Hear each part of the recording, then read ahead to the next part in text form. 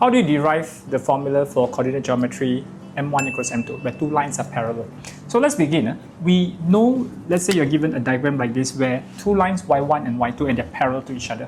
So before we start, understand that gradient of a line is actually a tangent of an angle here. So let's say this angle is theta.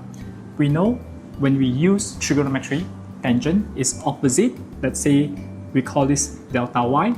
This is delta x. So tangent theta is actually delta y over delta x, which represent the gradient of a line. So here when you have two lines that are parallel, we know these two angles must be the same. Maybe we call the first line here the angle that it makes with the horizontal theta 1, and the second line, the angle that it makes is theta 2. Because they are parallel, we can say they have the same corresponding angle. So using corresponding angle, your theta 1 is the same as theta 2. And when you take the tangent of this angle, tangent of theta 1, it will be the same as tangent of theta 2.